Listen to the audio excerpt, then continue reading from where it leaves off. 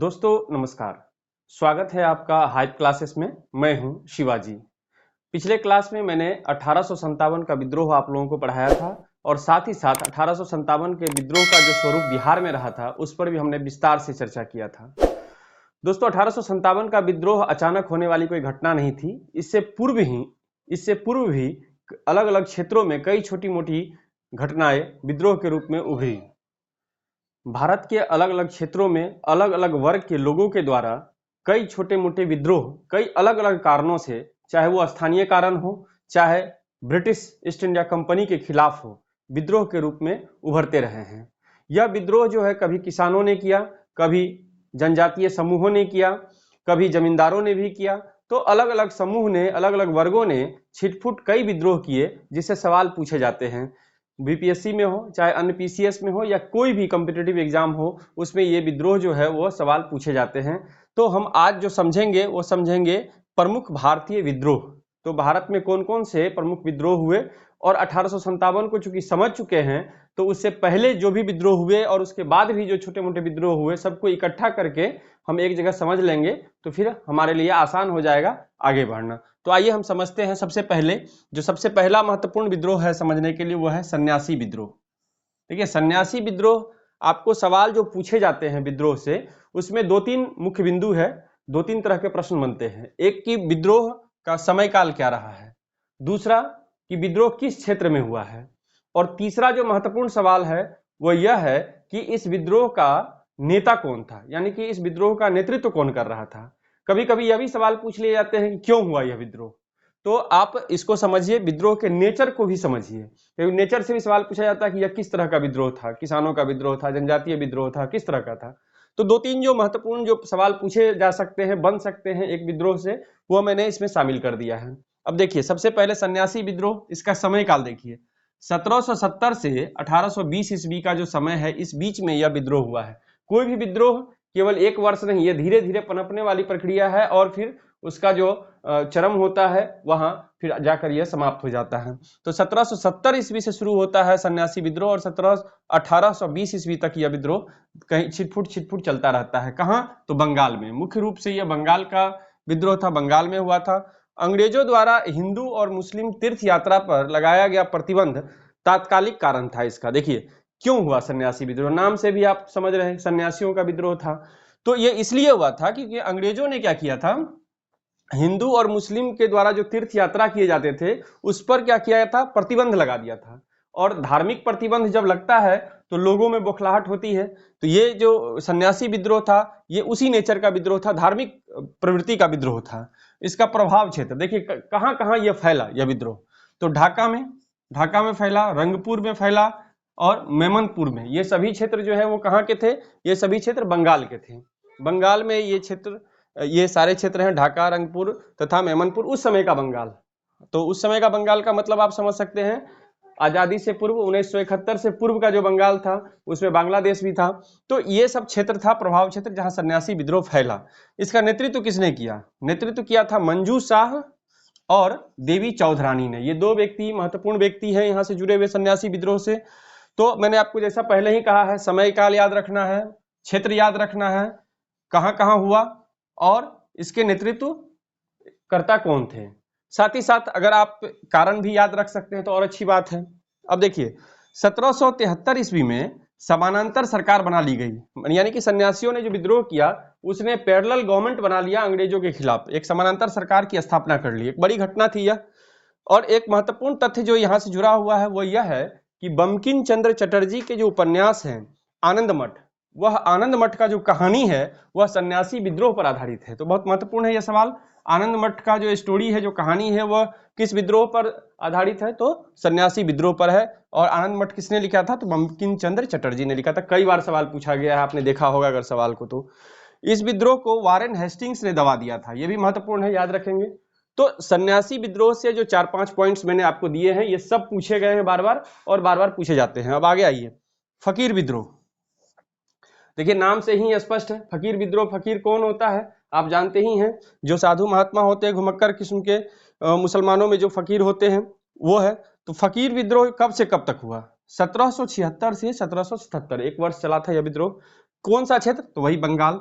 देखिए बंगाल विद्रोह का जो है वो गढ़ रहा है, विद्रोह का जन आप 1857 के विद्रोह को भी देखिए कहां से शुरू हुआ, बंगाल से शुरू हुआ था।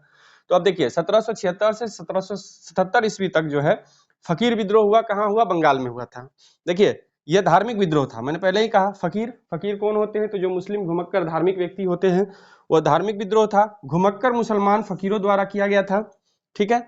और इसके नेता कौन थे, देखिए ये महत्वपूर्ण है, नेता किस तरह का था, किसने किया, नेता नेतृत्व तो किसने दिया, तो मजनू शाह और चिराग अली ने, मजनू शाह और चिराग अली ने इस विद्रोह को क्या किया था, नेतृत्व किया था, नेता बने थे ये दो व्यक्ति, तो याद रखिएगा। उसके बाद भवानी पाठक और देवी चौधरानी ने भी सहयोग दिया था। देखिए देवी चौधरानी का नाम सन्यासी विद्रोह में पहले ही आ चुका है, तो यहां भी इनका सहयोग था, इस विद्रोह में भी इनका सहयोग रहा है।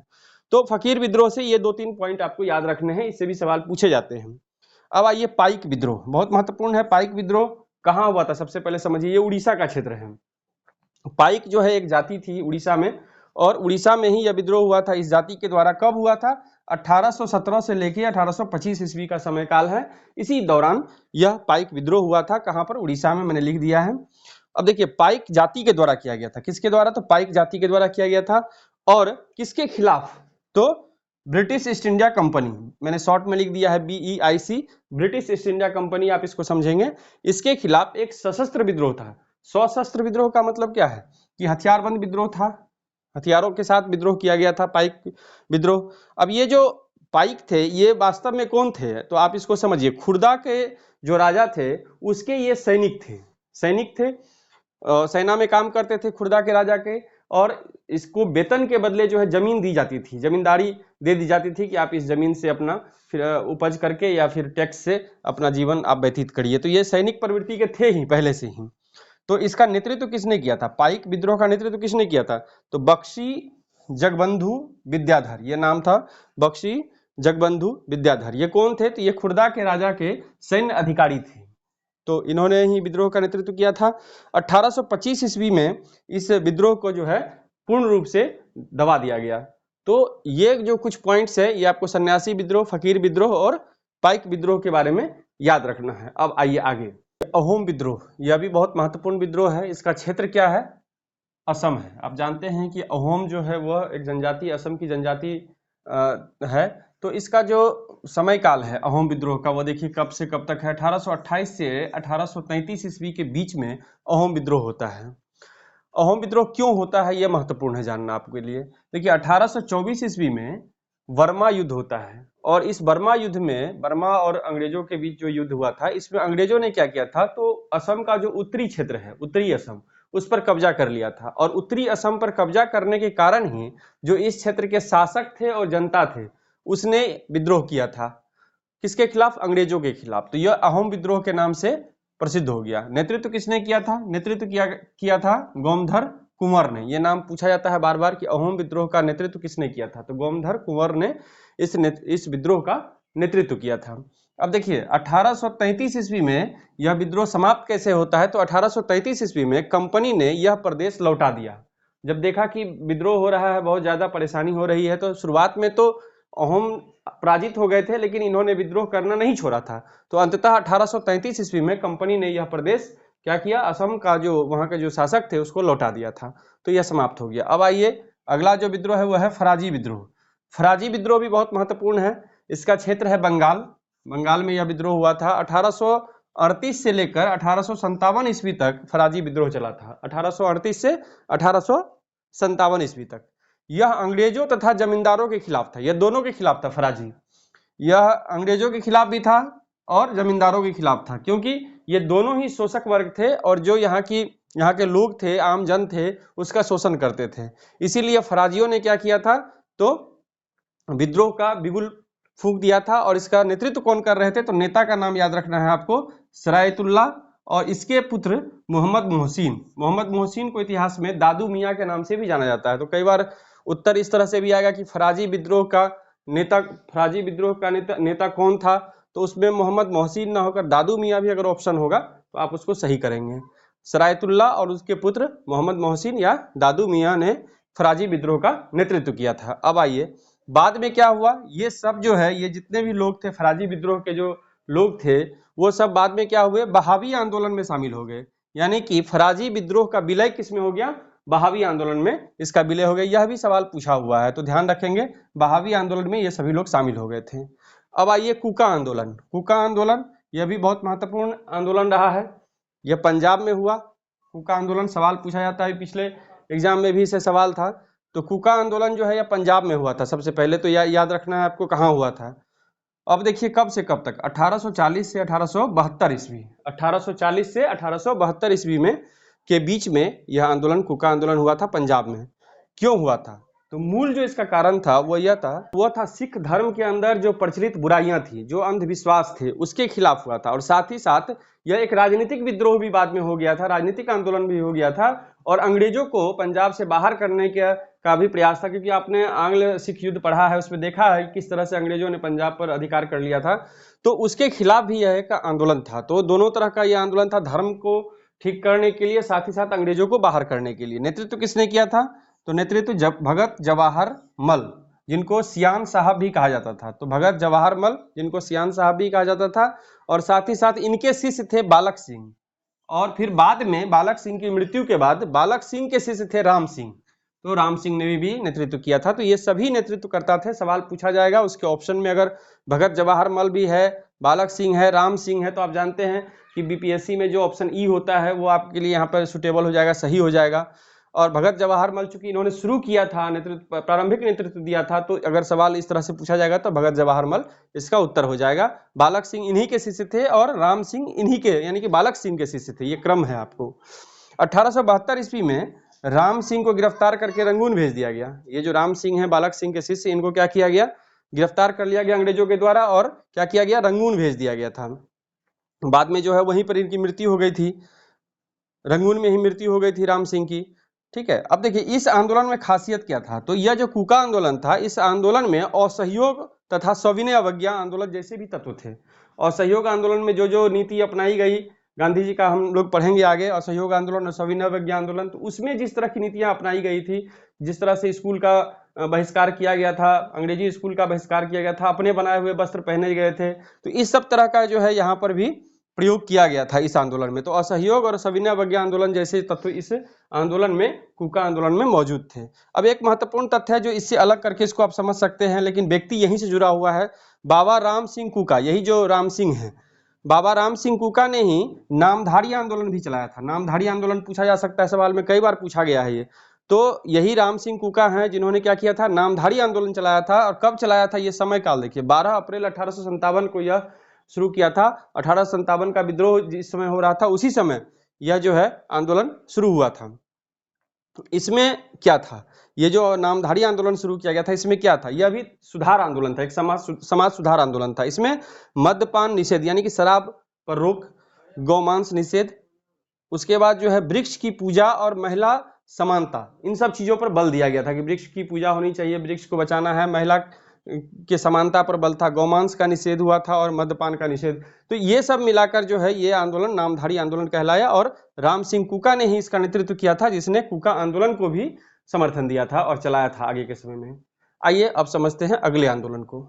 अब देखिए गडकरी विद्रोह। गडकरी विद्रोह जो है यह 1844 ईस्वी में हुआ था मुख्य रूप से, और कहाँ हुआ था, तो यह महाराष्ट्र के कोल्हापुर में हुआ था। देखिए गडकरी कौन थे, गडकरी वास्तव में वे लोग थे जो कि मराठा के सेना में कार्य करते थे। ये सैनिक थे, एक खास वंश था गडकरियों का, जिस वंश के सभी लोग, लगभग सभी लोग क्या करते थे, तो मराठा सेना में कार्य करते थे। तो मराठों के पतन के बाद जो है ये लोग विद्रोही हो गए, और इसका नेतृत्व किसने किया था, दाजी कृष्ण पंडित ने। अपने अस्तित्व को बचाने के लिए यह विद्रोह था, तो मुख्य रूप से यह सैनिकों के द्वारा, और नेतृत्व किसने, दाजी कृष्ण पंडित ने इस गडकरी विद्रोह का नेतृत्व किया था। अब आइए एक महत्वपूर्ण विद्रोह है कित्तूर चेन्नम्मा विद्रोह। कित्तूर चेन्नम्मा विद्रोह, कित्तूर जो जगह है वो कहाँ है, देखिए कर्नाटक में है। तो कर्नाटक में यह विद्रोह था मुख्य रूप से। ठीक है, और इसका समय काल क्या है, 1824 से लेकर के 1829 ईस्वी। 1824 से 1829 ईस्वी के बीच इस यह विद्रोह का विस्तार हुआ था। कहाँ पे, कर्नाटक के कित्तूर में। अब देखिए स्थानीय शासक जो राजा मल्ला सरजा था, मल्ला सरजा की मृत्यु हो जाती है, और मल्ला सरजा की मृत्यु के बाद जो अंग्रेज है वो क्या करते हैं, इसके जो उत्तराधिकारी हैं उसको मान्यता नहीं देते हैं। देखिए कारण क्या है, कारण यही है कि ये जो यहाँ के स्थानीय शासक है राजा मल्ला सरजा, इसकी मृत्यु के बाद क्या करते हैं अंग्रेजों ने, क्या किया, इसके जो उत्तराधिकारी थे उसको मान्यता नहीं दिया कि आप राजा बन सकते हैं। और यही कारण था कि इस राजा की जो विधवा थी, मल्ला सरजा की जो विधवा थी चेन्नम्मा, उसने विद्रोह कर दिया था। इसीलिए देखिए विद्रोह का नाम भी क्या है, चेन्नम्मा, कित्तूर चेन्नम्मा, कित्तूर जगह है और चेन्नम्मा यही है विधवा राजा की पत्नी, जो कि राजा की मृत्यु के बाद क्या करती है, विद्रोह कर देती है अंग्रेजों के खिलाफ। 1829 ईस्वी में यह स्वतंत्र राज्य घोषित भी कर देती है ये चेन्नम्मा, लेकिन अंततः क्या होता है, अंग्रेज जो है सैनिक कार्रवाई करके इसको पराजित कर देते हैं और यह विद्रोह समाप्त हो जाता है। ठीक है, अब देखिए, अब छोटा मोटा कुछ और भी जन विद्रोह है, जैसे बघेला विद्रोह कहाँ हुआ था, बड़ौदा राज्य में हुआ था, ये पूछ सकता है। बेलूथम्पी का विद्रोह कहाँ हुआ था, ये पूछ सकता है।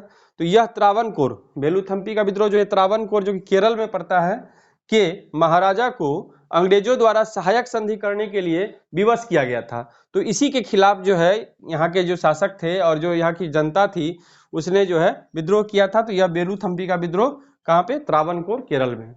तो दोस्तों आज के वीडियो में आपको मैंने कुछ सामान्य जो जन विद्रोह हैं वो मैंने समझाया है। अब इसका जो अगला पार्ट होगा उसमें मैं आपको जनजातीय विद्रोह समझाऊंगा और उसके बाद एक पार्ट में मैं आपको किसान विद्रोह समझाऊंगा। तब पूरे आप जो आधुनिक भारत के इतिहास में जो जितने भी विद्रोह हुए हैं उसको आप अच्छे से समझ पाएंगे और सवाल बना पाएंगे। तो अभी एक सामान्य जो जन विद्रोह है उस पर मैंने चर्चा किया है। अब जो अगला वीडियो होगा इस पर, विद्रोह पर, अभी ये 3 पार्ट में आएगा, ये पहला पार्ट है आपके लिए। तो दूसरे पार्ट में आप देखेंगे जनजातीय, जितने भी जनजातीय विद्रोह हुए थे वो, और तीसरे पार्ट में आप देखेंगे किसान विद्रोह। तो आप देखते रहिए हाइप क्लासेस, लाइक कीजिए, शेयर कीजिए और इस चैनल को जरूर सब्सक्राइब कीजिए। धन्यवाद।